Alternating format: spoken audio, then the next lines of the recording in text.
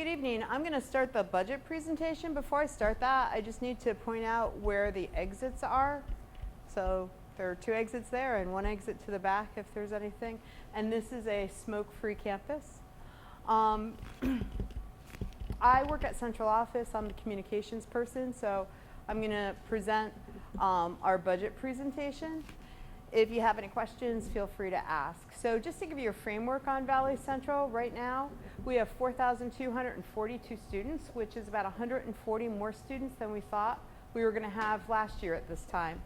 So when you make a budget, one of the first things that you do is take a look at what your enrollment is going to be for the next year, so you can figure out what your staffing is going to be. But in the course of the year, any principal will tell you that no matter what we project in June, there will be more students by the next June because people move in. And our district, the trend tends to be about 100 to 120 more kids a year move in. We have nearly 900 people employed by Valley Central. When you break down our buildings and ground, or our capital part of our budget, we have 700,000 square footage of floors in Valley Central. We have 396 acres in Valley Central that have to be cared for. Our graduation rate is 92%. The average graduation rate in Orange County last year was 86%, and the average in New York State was 80%, just to kind of give you a framework of Valley Central. The quick numbers on the budget for next year, it's a 1.05% tax levy increase. This is to the tax levy threshold, which is better known as the 2% tax cap. But what you find out, and you'll see in this presentation, is that even though the politicians love to refer to it as a 2% tax cap, and people sometimes mistakenly think, oh, that just means that my tax bill will go up 2%. It's really a threshold for how many voters you have to pass your budget. If you're not going to go over the limit or pierce the cap, you only have to have a simple majority of 50% plus 1. But if you're going to go over your limit, you have to have 60% plus 1. It's a 2.69% budget to budget increase over this year, so it's about $2.7 million more than last year. The consumer price index this year was 2.44%, so that's economic growth. And so all of the factors within your budget, not everything sticks to that 2% level of growth. It goes over that. So for budget to budget to be close to the consumer price index is pretty good. It's $106,822,000 budget total, which is $2.7 million more than last year. When people see that big number, that $106 million number, they often want to say, okay, well, let me take that 4,200 kids that she talked about and just divide that number, and let's see what we're actually spending per child. So there are a lot of factors in the budget, and one of them is our special education children. We are mandated by the federal government, as everybody else is in America, to provide special education. That was passed into law in 1976. And in 1976, the American government said, we want all special needs children to have an individual education plan, and we will fund it at 40%. They are up to 16%, so they have not funded it fully yet. And that comes down to everybody else. We still are mandated to provide everything, and what that mandate says is that anything that that child needs has to be provided for. So I asked our treasurer, Carol Robinson, give me a ballpark. How much more does it cost to educate a special education child as compared to a regular ed kid? And she said it's roughly 3 times. Now, not every special needs child has that many modifications. Some, it's hardly, it's about the same price. But then you can have children, and usually they're not the children that we keep here in district. They're the ones that we can't service in district that we have to send out of district to service. And you can have children that cost 9, 10, 11, 12 times as much as a regular ed child, and you have no choice in, being able to provide or not provide. You have to give that child service. On that screen are all the unfunded mandates. You can find these on our website under the budget information. These are all the things that we get from New York State and from the federal government that we have to provide. So out in the hallway, every so many feet, you will find 8 AEDs, which are the defibrillators in case somebody has a heart attack, which is a good thing in a public building to have that. They mandated that schools had to have those. They're expensive machines. You had to have so many per feet, and you had to bear the cost of them. Last year in April, when they decided the budget, they said everybody has to provide mental health education. You have to have a plan for it, and you have to have it in place by July, and they attached no money to it. Feminine napkins. We have to provide sanitary napkins in every bathroom, and the baskets always have to be full. That's what the law says. So you would think, okay, how much can that cost? But when you look at the number of ladies that we have going to middle school and high school and the number that you have to have on hand, it's something that you have to have in your budget that they're not giving you any money for. So there are a lot of great ideas up there, but there's no flexibility on what you can spend money on and not spend money on, and they seem to add to the list every year.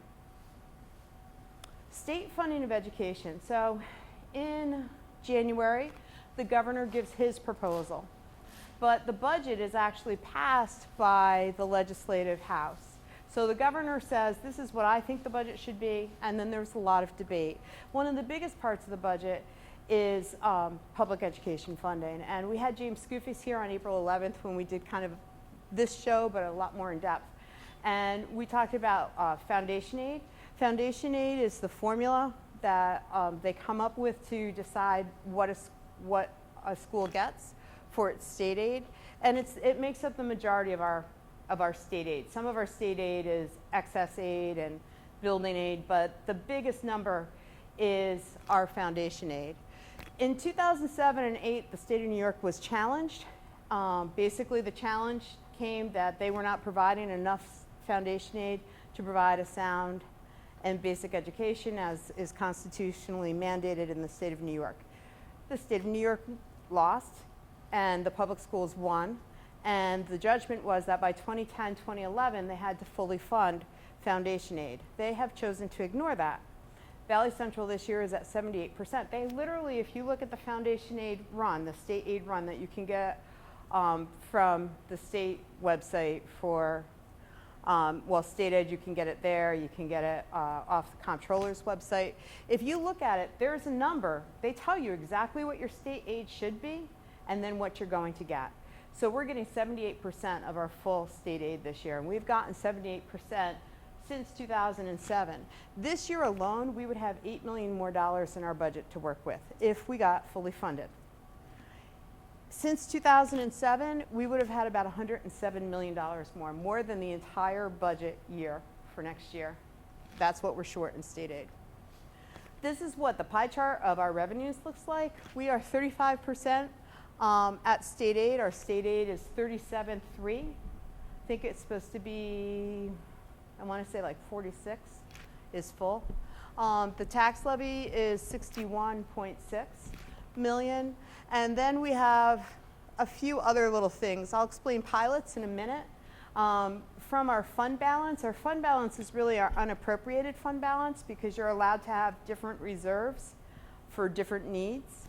And then you can keep 4% of your budget for emergency purposes, so the just in cases. And 4% of any school budget is usually about 2 weeks of operational costs. So ours is a little over 4 million. We are dedicating 2.4 million of that in our budget on paper. And what you hope is that you don't really have to use it. It's kind of like saying, all right, I'm going to take a little bit of the money from my savings to make my monthly balance work, but I hope I don't really have to touch my savings because I won't have it in case I need it for an emergency. Besides that, we have another million just from reserves that is kind of, filling the hole in the budget paper to paper. Now, we haven't needed to use that, and our hope is that we won't have to use that, but you'll see with the tax levy that we're a little worried about it as we go into the future. Before I get to the tax levy, I'm going to talk about pilots. So a pilot, New York is big on acronyms. A pilot means payment in lieu of taxes. So this is a deal that is made with a business. Probably the most famous one is the Amazon deal that went down in Queens. it's not bad business. You want to bring a business in because it's good for your state. It's going to be good for your area. It's going to help other businesses to grow. The business says, what can you do for me? And there's an IDA, or an industrial development agency, that makes the deal at the table. We have an IDA that's countywide. We have a Town of Montgomery IDA. Town of Newburgh has an IDA. Town of Hamptonburg has an IDA. And the thing is we have 7 different towns that are part of Valley Central. We get no voice on any one of those tables. And when you look at your property bill, your property tax bill, you know that your school taxes are about 60% of your property taxes, and the county and the village and the town are about 40%, and yet we don't have a voice. We can go and be heard, but you don't get a vote on that. So you have to abide by whatever pilots they decide to allow, and every pilot is different. Each of it is its own negotiated deal. So it can be for 5 years, 10 years, 15 years, 20 years, and it can be whatever amount of money they decide to negotiate. So these are the pilots. These are the businesses in Valley Central that don't pay their full tax share. They pay a pilot. They have a payment in lieu of taxes.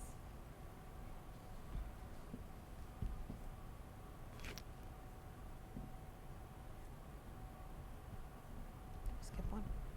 Yeah, that is the pilots. Okay, so now to the tax cap. When you calculate the tax cap, there are certain steps that you have to go through. And what they do is they add up and they give you your tax levy percent. So I'm just going to take you through those steps. So the brick and mortar growth, you have land that's taxable and on the tax rolls. Once you put a building on it, that property is worth more. So your brick and mortar is your literal what was built. So ours was positive. It added $512,000 to that 2% multiplication factor. The annual change in capital exclusions is your debt service to your building aid. So when you have a capital project and you take out a bond, taking out a bond is kind of like taking out a mortgage. You take out the bond and then you start paying on the bond. You start paying it back. So that's your debt service. The building aid rolls in, and anytime that we have a capital project, you'll hear us say, well, we're going to get about 74 cents, I think it is, 74 cents back for every dollar of this bond. So if we're spending $1 on something, 26 cents is coming out of the taxpayers and 74 is coming out of the state. It's a decent way of building schools. And it's been a good way of building schools. The only little glitch that they put in a couple of years ago, and I think it's because they don't have enough people doing the paperwork up in Albany, is used to be as soon as you started making payments on your debt service, they would start letting the building aid flow in. So as you were paying your debt service, you were getting about 3/4 of it from the state. Now there's about a 2-year hold. You have to finish your project, put in your paperwork, and then hope that 18 months to 24 months later, they start giving you your building aid. So you have to start making your payments before you actually have your building aid. Up there, if you have more building aid in a year than you have debt service, which our building aid started to flow in this year from the EAT bond that we did, which was the Energy Abatement and Technology Bond, and that started about 4 years ago, I want to say. 3 years ago. So we started to get some of our building aid in from that. If you have more building aid than you paid out in debt service, it's a negative. So they're going to give you building aid, but then you get smacked around a little bit on your tax levy calculation because they're going to take it away from you. And you can see it's a negative 300. So just those two numbers alone, we've lost $300,000. We're down to a positive 200. That 2% piece that the politicians love to tell you, your property tax is capped at 2%, they're right. That law actually says 2% or CPI, whichever is less. This year's CPI, remember I said was 2.44, we can't use the consumer price index, we're stuck at 2%. There was a year when the CPI was 0.16%, that's what we had to use. And that's all you got to charge. And actually this year's levy isn't that much higher than that year. I'll show it to you in a second. So when you took last year's tax levy and times it by 2%, it came out to $1.2 million more. But remember, we have that negative up there. The pilots. What happened in our pilots is you have the pilots, and the pilots aren't paying their full taxes, which has to go someplace, and you can kind of guess whose shoulders those get placed on if you have a house squarely on yours. In the calculation factor, if you have properties that get taken off the tax rolls and become pilots, you have to take them out of your calculation. So they're already not giving you the full taxes on the tax rolls, and then you have to take them away. And what happened to us this year is there were a few properties that were over in the town of Newburgh on Stewart Field, and there was questions. Our treasurer, as early as late last summer, early this fall, started saying, I think we're going to lose about $1 million in pilots because of those properties. And when Carlene Millsaps got here, working and helping us with our budget, she started to investigate, and because they're not the same as pilots, the town of Newburgh assessor told her, I think we're going to be okay. I don't think that this applies to them. And then we found out 1 week before the final budget had to be presented to the board that they actually did apply, because there's an obscure law that affects 2 airports in New York State, and yay, Stewart Airport is one of them. So because those properties are coming off of the rolls, we lost $800,000 in that calculation. So when you take those 4 numbers and you do the rough math there, you can see we're losing $1.1 million, and then we have 1.7 positive. It comes to a $641,000 difference. So when you take that number change, you figure out, okay, what percentage increase is that over last year? And it's a 1.05% increase. So that is to the tax levy limit. When there's a video that's on our website that explains kind of what I explained, but one of the facts that's in this video said that there hardly ever is any school districts that is at a true 2%, that most of the time they're above or they're below. And so next year, depending on what this calculation looks like, we could be at 3 or 4% like many of our neighbors are, and people in the public will just look at that and think, oh, you just are spending like crazy over there. But it's just the calculation that allows you to get the levy. Understanding the tax cap. So the tax cap law was written as a renewable law, which means that every year they had to look at it and decide if they were going to keep it on the books. One of the ideas behind it was to help school budgets pass. And it's been very successful in that. Since 2012, when they wrote this law, 98% of the school budgets that have to have budget votes have passed. Last year, we were one of 16 out of 676 districts. So 660 passed them, and 16 didn't. And of those 16 districts that didn't pass them, 9 of them were trying to go above the cap. Only 7 were going under the cap. Okay. The school budget vote, by the way, is an unfunded mandate. We have to have one by law. That day, all of those people and all of those machines cost the district $15,000. That's not the budget newsletter, that's more money. Just that day, just having the vote. So last year, we spent $30,000 on that. And the board did consider, do we go to a second vote because it's going to cost us another $15,000. The formula, like I said, it's not a generous formula. You're stuck at 2%, or God forbid if the CPI is less, it's under. If you have great economic growth and all of a sudden the CPI is 3, 4, 5%, you're still stuck down here at 2%. Our tax levy over 8 years has been 2.59% on average. This is the second lowest tax levy. The low one was in 2016-17. It was 0.48%. And that's when the CPI was at 0.16%. One of the problems with the tax levy, so you will hear through municipalities, because municipalities are stuck with this too. The towns and the villages, when they do their budgets, have to deal with the same tax cap. The difference for them is that they have trustees, like everything else, like our federal budget, our congressmen vote on, our state budget, our legislators vote on, our towns and our villages, the trustees vote on. Only school budgets have to go out to a popular vote. But when you undercut that levy, you say, okay, I'm going to trim off, and this is We're going to leave some of the money on the table that we could take.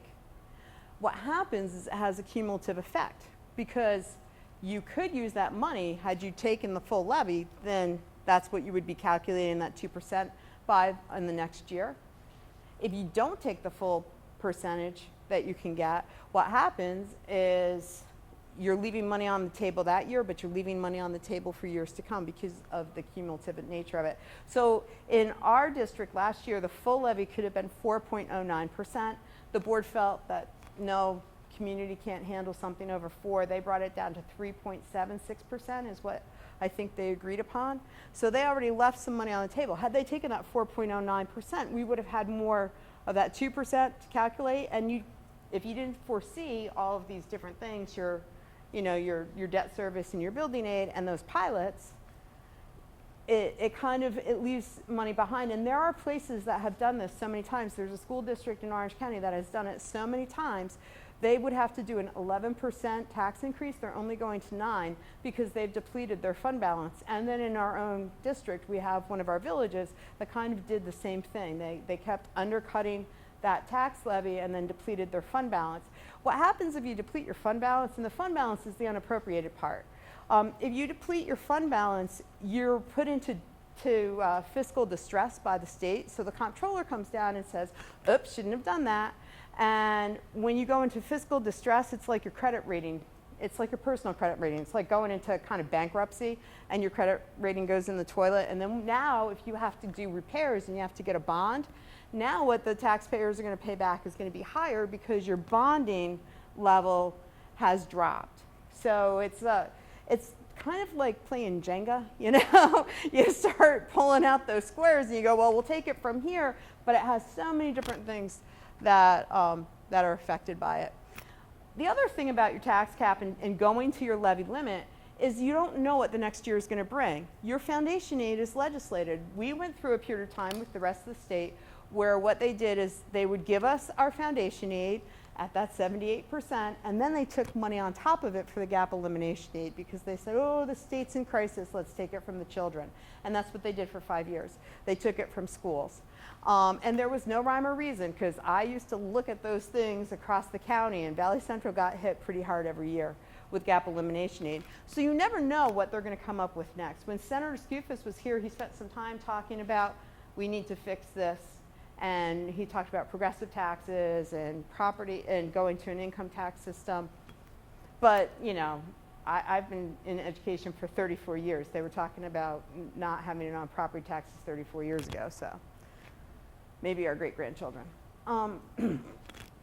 The last thing with going is going to your tax cap is that you don't want to be dependent on fund balance. And at Valley Central, we're concerned. We're a little too dependent on that fund balance. We need to walk away from depending on that and looking at that. So going fully to the levy limit certainly helps that. So our budget goals this year, because of our history and what happened last year, one of the first things that was identified is stick to the levy limit, don't try to go over it, comply with the tax cap. We wanted to enhance school security. We wanted to enhance instruction through technology. We wanted to, of course, adhere to our state and federal mandates that we don't have a choice about. We wanted to maintain all our educational programs. We also wanted to support all the new educational initiatives, and we wanted to implement some cost savings. So I'm going to explain to you how we've done that with this budget. So this budget maintains everything. There aren't any cuts to programs. Everything that we have this year, we're going to have next year. So we didn't have to talk about what are we going to sacrifice, what don't we need. And the way that we did that, so there has been curriculum work. Ms. Sarator has done a lot of great stuff with the Curriculum Council this year and our teachers as the director of curriculum.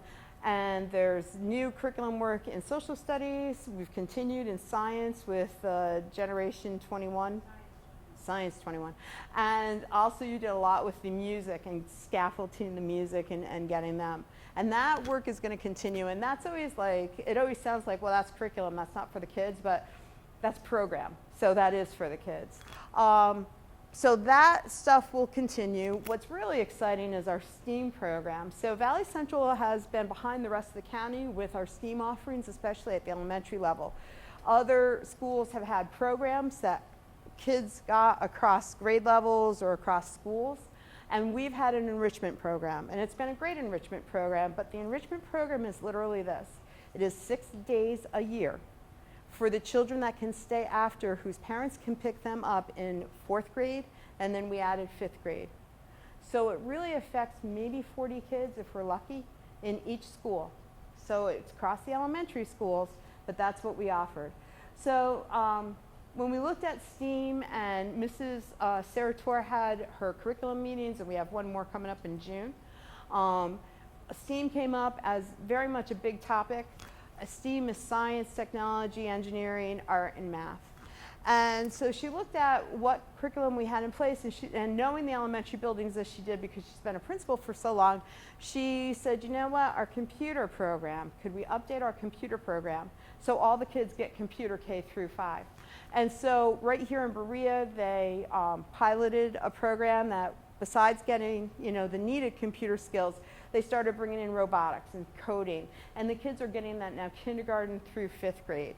So we're going to take that program out to all the elementary schools. So instead of saying, hey, we need a STEAM program, let's hire 4 more teachers, taking a look at what we have and repurposing those teachers.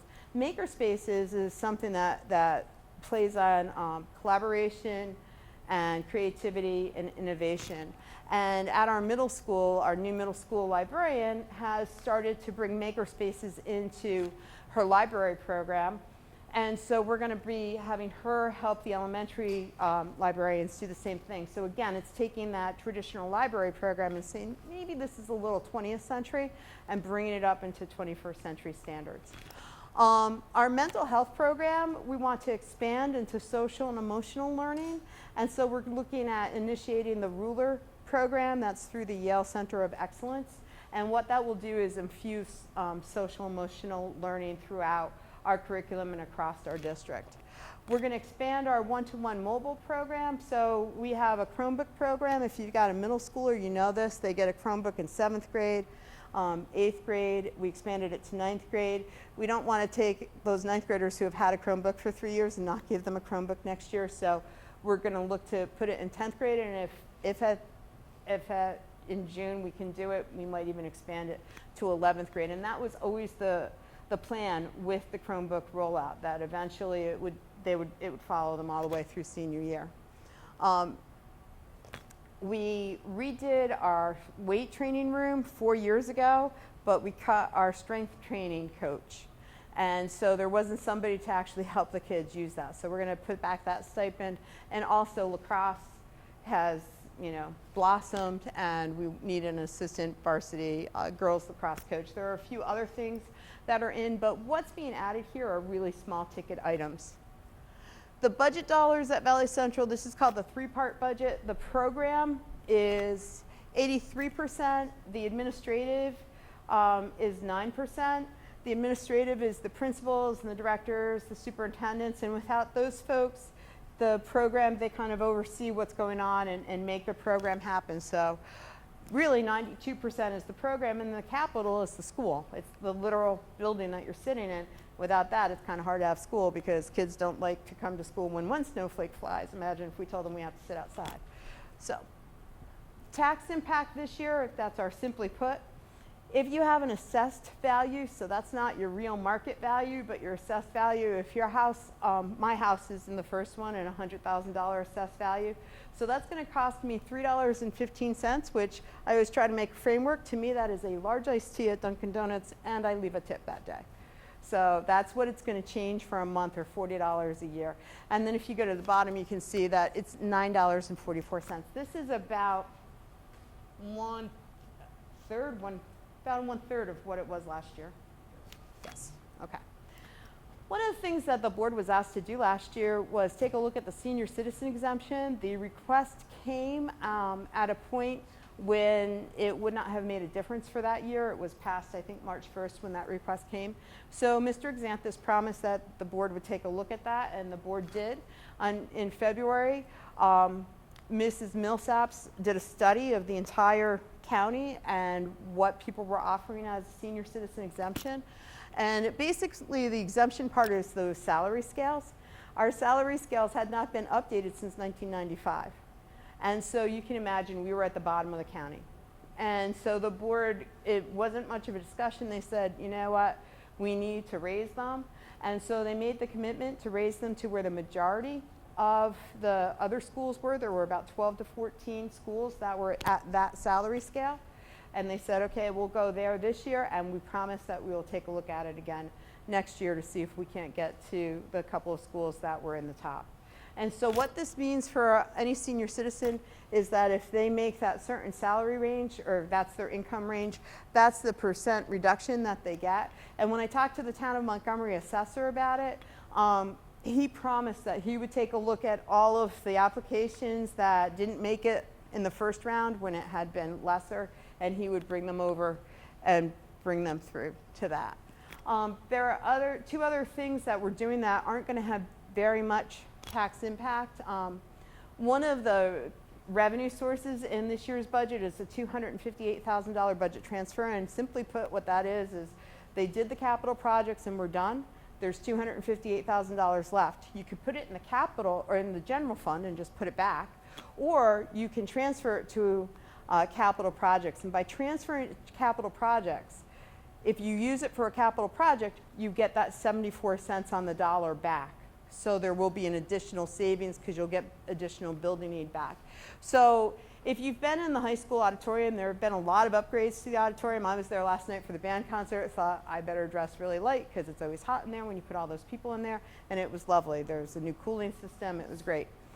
If you're in there, though, don't sit under the lights. Try to avoid that because the lights have not been updated since the place was built back in the 60s. And the sound system, the last time it was updated, Michael Jackson was having his first gold album. So the sound system needs updating as well. It was on the 5-year facilities list. So by doing that transfer to capital, we're going to be able to do that work with money that they underspent on the capital project. So that's good budgeting. And they will have to have a proposition to do that. They can't just expend that money on capital without going to people. So tell them you want to fix the lighting or just don't sit under it if that thing doesn't pass. Enhancing security. Mr. Moore, who's right in the back taping this, yay. Mr. Moore is our Director of Technology, and he was able to procure an $85,000 grant through the Department of Justice through Senator or Congressman Maloney's office. Sorry, he's not a senator. And it's for school safety. And I'm going to tell this in the simplest of terms. It's basically a radio system. So right now, our custodians and our administrators have radios. They can talk to each other. Mr. Canino cannot talk to central office from his radio. He has to make a phone call. But he can talk to his main office and to his custodians. And this is awful because it actually happened this week, but if something awful were to happen, if we had a guy out cutting the grass on the edges of our 400 acres, and he happened to see somebody with a really big gun, with a telescope, pointing to a school, what would happen right now is he would have to take his radio, he would have to hope that one of the secretaries hears his call, he would have to convey the information, ask her to make the 911 call, or he could try to make it on his cell phone. And then she would have to find the administrator, she would have to tell central office, and in all of that time, there's that guy sitting out there before the police have been called. So in this radio system, there'll actually be a dedicated channel that'll get to emergency first responders. They'll be able to make the call to the police, stay on the phone, and when they make that call, like right now, think, this always reminds me of the Batman episodes with the blinking phone. But if a 911 call is made out of one of our buildings right now, there's a light at central office that goes on that, okay, there's a 911 call being made at Montgomery, but we don't know why. We have to call over there and get the information. And in an emergency situation, especially a crisis one like that, every second counts. So having this radio system is going to help, and it's going to improve our security. And we certainly hope to be able to improve our security further, but this one won't have, it'll have a little tax impact because the government never just gives you a free ride. They make you put some money in. So I think it's like an 80-20 kind of mix. The other proposition that you're going to see on the budget ballot this year is for the Capital Reserve Fund. Think piggy bank.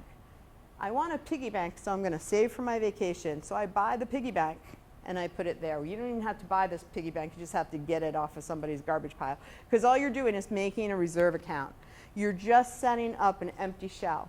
But you can't set up an empty shell reserve account without a vote. So this just sets it up and says this is for capital projects. If you went to a financial planner, and they would tell you you should have something set aside for your house because you know that you're going to have to repair things. Our youngest building, you're sitting in it, it's 50. If you're 50, you know that your body has needed a little bit of repair and love and care along the way. So do your buildings. So what a capital reserve fund does, remember I said you have $4 million in that emergency fund, and we're dedicating $2 million to the budget, so you don't really want to dip into that. So were there a big sinkhole out in that playground and you had to fix it, you have $4 million that you can dip into. That's for everything else. By having a capital reserve fund, this is set aside for just capital projects. You could go there, you have $10 million there, so that would give you more money. So that's one advantage. The other advantage is that whole flow thing of state aid. When you have to make your payments on your debt service and your building aid's not coming in, you could use that to kind of help ease that transition. And you could actually take a look and start saving for some of the smaller projects. The only way that this gets funded is at the end of the year when they look at the actual expenditure to the actual revenue. You hope that you have more revenue than expenditure, that you have a positive surplus. The board then takes a look at that amount of money and they decide what reserves they want to put it in. So they could put it into that capital reserve, but they wouldn't be able to do that if we don't vote for the capital reserve. So this does not cost $1 to say yes to this. If you say yes to this, it just makes the reserve. When you write the proposition, by law, you have to say what the limit of the reserve will be. So it's going to be a reserve of $10 million. That does not mean that they have to fund it to $10 million. And it can last for 10 years. After 10 years, you have to either renew it or you have to return the money to the general fund. So it's just a savings account. So establishing it will just be an empty account. And anytime they want to expend anything from it, it will have to go out for general vote approval. So how we compare to other Orange County schools, we're at our tax levy limit. We're complying with the tax cap law. It's less of an increase than last year. We're about 1%. Last year was 3.11% on the second vote. It will give us the maximum benefit in next year's budget because we're going right to the 1.05%. There are no cuts to programs, so that's kind of a miracle that Ms. Millsaps was able to come in December, take a look at our budget, and then work with probably about $1 to almost $2 million less than what we anticipated to work with and keep everything in place. It does repurpose positions. Everything that's in it has direct student impact. That's new money being spent. And it does depend on our fund balance. So one of the financial goals of the district should be to be looking to reduce the amount that we're depending on our fund balance and, you know, trying to look for other ways of doing things. You know that there are 6 candidates because you're about to watch that. And the budget vote, of course, is Tuesday. It's May 21st. It's at the high school. It's from 6 a.m. to 9 p.m. There'll be signs and lots of people out there to tell you how to get there. Any questions? This is it. Thank you.